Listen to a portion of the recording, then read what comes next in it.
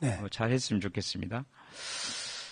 대통령과 대통령 부인은 법을 어겨도 수사도 기소도 처벌도 제대로 하지 않고 야당 대표나 그의 측근들 그리고 야당 인사들에 대해서는 다른 범죄자들의 수사 기소, 봐주기 등을 대가로 객관적인 증거도 없이 다른 범죄자들의 거짓말을 유일한 단서로 많게는 일주일에 2번에서 4번까지 법정 재판을 받게 하고 있습니다. 이를 법정연금이라고 합니다.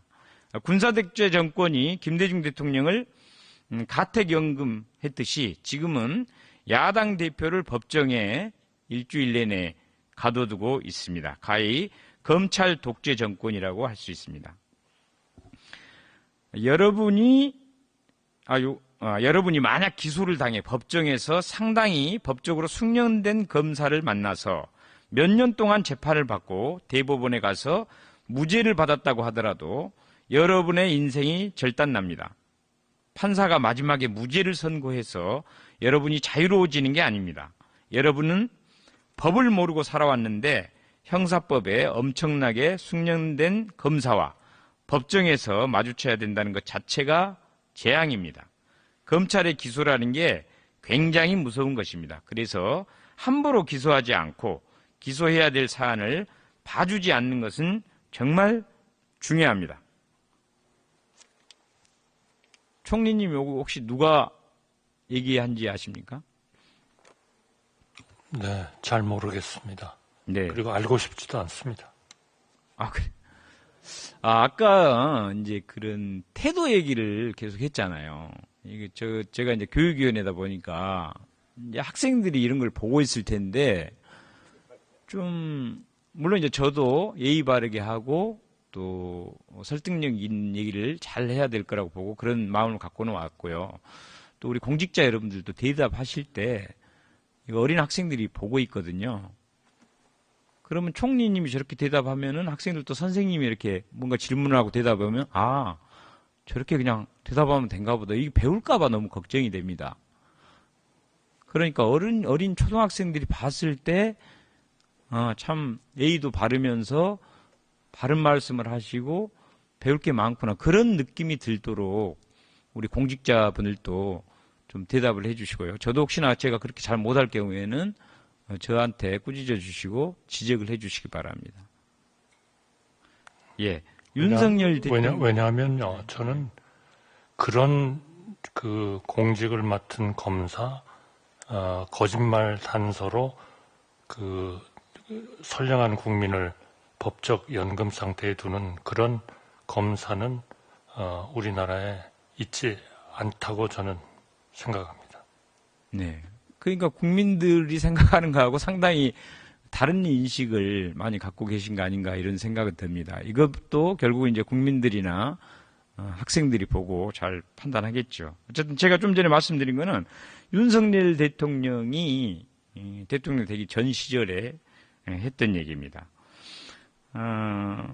SBS 앵커가 김문기 처장은 개인적으로 시장 재직 때 좀 아셨습니까? 이렇게 이재명 후보에게 물어봅니다. 그러니까 이재명 후보가 제가 시장 재직 때는 몰랐고요. 하위 직원이었으니까 이렇게 대답합니다.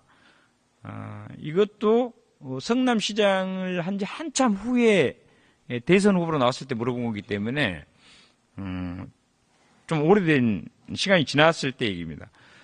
혹시 국회의원 의원님 여러분 옆에 동료 의원의 보좌진의 이름을 잘 아시나요? 저도 다니다 보면 이제 의원님하고는 너무 잘 알고 친하고 해서 자주 오는데 항상 그 보좌진들이 옆에 따라다닙니다. 그래서 얼굴은 좀 알겠는데 좀 바뀌기도 하고 이름은 진짜 모를 때가 많아서 미안할 때가 많거든요. 그렇게 우리 심지어는 의정활동을 같이 하는 의원의 보좌진들 옆에 다니는 그분들의 이름이나 얼굴을 정확히 기억을 잘 못해요. 아마 우리 총리님이나 장관님들도 각자의 그 보좌진들 비서들이 따라다닐 텐데 그분들 정확히 이름 잘 모를 겁니다. 얼굴도 그렇고요. 그래서 실제로 그 시나 도에서 이렇게 근무하고 뭐 공직자분들이 저보다 더 잘 아시겠네요. 한 1000명, 2000명 정도 되는데 직접적으로 바로 자기하고 매주 회의를 같이 하는 정도로 되는 뭐 부시장, 국장 정도, 과장 중에서도 이제 좀 핵심 부서에 있는 분들, 회의 자주 하는 분들 말고는 같은 5급, 4급 기초자치단체에서요. 저도 이제 구청장 비서실장을 하면서 좀 그런 경험을 해봤는데 실제로 이름하고 이렇게 잘 알기가 어렵습니다. 더군다나 몇 년 지난 다음에 물어보면 정말 알기가 어렵습니다. 그래서 나중에 보니까 얼굴이 생각나기도 하고 또 이름하고 천천히 생각해보면 생각이 나기도 하는데 갑자기 어떤 방송에서 아니면 이렇게 청문회나 토론에서 갑자기 누구 하냐고 물어보면 실제로 정확히 기억이 안 나서 잘 모르겠네 이렇게 대답할 경우가 있거든요. 근데 이걸 가지고 지금 검찰이 징역 2년 구형을 때렸습니다. 상식적으로 이해가 되십니까, 총리님? 그런 죄가 있으니까 검찰이 구형을 하지 않겠습니까? 그야말로 헌법, 법률에 대해서 누구보다 더 잘 아는 사람이고 그런 것도 또 다 그 마지막 판정을 하는 판사와 같은 그런 또 법률 전문가 앞에서 하는 걸 텐데요. 그렇게 의원님 걱정하시는 것처럼 엉터리로 하는 사람이라면 그런 분들이 그런 그 검사로서 소위 앞으로 존립을 할 수 있겠습니까? 맞습니다. 저는 그런 국민들은 절대로 그렇게 생각하지 않으리라고 네네. 생각합니다. 그러니까 저는 그런 검사들이 과거 이승만 독재 정권 때나 전두환, 노태우 그럴 때만 그런 분들이 있는 줄 알았거든요. 그리고 민주화된 이후에는 당연히 상식에 근거해서 또 법을 공부를 많이 하신 분들이니까 당연히 좋은 법에 따라서 할 줄 알았는데 제가 최근에 느끼는 경우는 오히려 그거를 많이 알기 때문에 악용을 해서 일반 국민들이 잘 모르는 사이에 더 나쁜 짓을 한다는 거. 그리고 머리가 좋고 공부를 자꾸 많이 한다고 해서 이게 도덕성이 없을 때는 더 나쁜 짓을 한다는 경험을 너무나 많이 하고 있습니다. 그리고 저는 이제 그렇게 생각을 하고 있어요. 근데 총리님은 뭐 그렇게 생각하지 않는다니까 그것 또한 국민들이 판단할 것이라고 생각을 하고 있습니다. 제가 알기로도 이 법조인인 제가 알기에도 몰랐다는 것은 인식의 문제고 공직선거법 상에서 그 행위에 해당이 돼야 되는데 행위에 해당되지 않습니다. 그러다 보니까 검사들이 괴이한 교유행위라는 생전 처음 들어본 이런 말을 억지 말을 만들어서 없는 죄를 만들었다고 생각을 하고 있습니다. 그런데 알았다는 증거를 검찰이 뭔가를 만들어내야 되다 보니까 표지가리를 하는 증거물을 하나 만들어서 제출합니다. 해외 출장 관련 명단에 김문기 씨가 없는 처음 문서에는 이재명 당시 시장이 서명을 했지만 정작 김문기 씨를 포함한 나중 서류에는 이재명 당시 시장이 서명을 하지 않고 아마 부시장이나 국장 전결로 한 것 같습니다. 그런데 검찰이 어떤 증인에게 표지가리 수법을 씁니다. 김문기 씨 명단이 없는 서류에 제일 앞에 이재명 시장 서명이 들어가 있는 제일 앞장하고 그다음에 두 번째 이재명 시장이 직접 결재를 하지 않은 서명이 없는 다른 서류에는 이제 김문기 씨가 나중에 해외 출장을 가는 명단으로 합류가 되면서 그 두 서류를 날짜가 다른 두 서류를 표지가리로 합해서 어떤 증인에게 요때 김문기 씨 간 거 본인도 알고 계시죠? 그러니까 서류에 명단이 있으니까 당연히 뭐 같이 간 것 같은데 어떤 증인이 이렇게 대답을 해서 그걸 가지고 기소를 했거든요. 저의 요 설명에 대해서 이런 경우에 기소하는 게 맞습니까? 아닙니까? 만약에 검사들이 그런 일을 했다 하면 그 판사가 속아 넘어가겠습니까? 절대로 속아 넘어가지 않겠죠. 네, 맞습니다. 그런 정도가 아니고요. 일반 행정공무원이 이렇게 그 서류를 속여가지고 조작을 하면 어떻게 돼요? 어떤 정도 처벌을 그걸 받습니까? 속였다는 거를 의원님께서 어떻게 아니, 만약에 저는 참 궁금합니다만 네. 그러나 하여튼 그렇게 여기 말씀하시니까 대한민국이 그 정도 수준은 아니다. 저는 아니. 그런데 만약에 이제 이렇게 했다면 어떻게 될 것 같습니까? 제가 뭐 그 당사자도 아닌데 전제를 가정해 가지고 제가 판사도 아니고 어떻게 판정을 하겠습니까? 아니, 저 같으면 이럴 것 같아요. 제가 총리면 지금 딱 그 얘기를 듣고 만약에 그게 정확한 다른 걸 다 제외하고 그것만 정확히 있는 딱 한 가지 사실이라면 그런 거는 범죄입니다라고 저 같으면 제가 공직자고 총리면 그렇게 대답을 할 것 같거든요. 그 사안에 대해서 어떤 또 딴 일이 있는지도 사실 모르는 거 아니겠습니까? 네. 자, 시간이 많지 않기 때문에 지금 이재명 대표에 대해서 이런 하위 직원을 몰랐다고 징역 2년 구형을 했고요. 또 위증 사실이 없는 사람에게 위증을 시켰다고 한 위증교사 사건은 징역 3년을 구형했습니다. 또 연어회와 술을 먹인 것으로 많이 드러나고 있는 사건.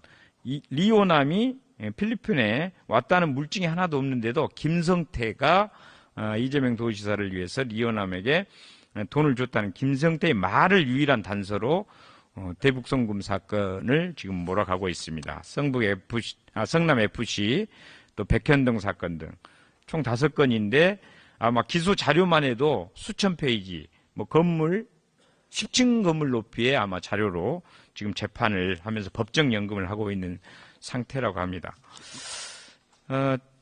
그런데 최근에 이 검찰에 이런 엉터리 수사, 조작 수사까지도 하고 있는 검찰이 특활비를 법무부의 특활비를 11% 올렸습니다. 아까 지출 대비 전년도 예산 대비 3.2%를 올렸는데 저희들이 이제 그냥 일반적인 상식으로는 그보다 훨씬 많은 11%의 법무부 특활비 예산을 올려놨습니다. 그리고 경호처도 9% 올렸고요. 다른 부처는 올리지 않았습니다. 유독 많이 올렸습니다. 그래서 이렇게 불법을 자행하고 나쁜 짓에 사용하고 그다음에 증명도 확실하지 않으면서 수사 목적이 아닌 명절 때 떡값 주듯이 일률적으로 나눠주는 이런 돈은 도저히 용납할 수 없는 돈들이라고 생각을 합니다. 그래서 이런 특수활동비는 전액 삭감을 하거나 아니면 증빙이 정확히 되고 국민들 보기에 납득이 가는 그런 안에 대해서만 예산을 편성해주고 전액 없애야 된다고 생각합니다. 총리님 어떻게 생각하십니까? 글쎄요, 제가 예산은 그 예산으로서 책정된 목적이 다 있을 것이고요. 그 목적에 따라서 어느 정도까지 증빙 서류를 해야 되느냐 하는 문제들이 결정되기 때문에 좀 더 자세한 거는 저는 경제부총리나 기재부 차관께서 설명하시는 게 더 낫죠. 제가 시간이 없어서 꼭 한마디 해야 되고 지금 이태원 참사 특조위원장님이 와 계시는데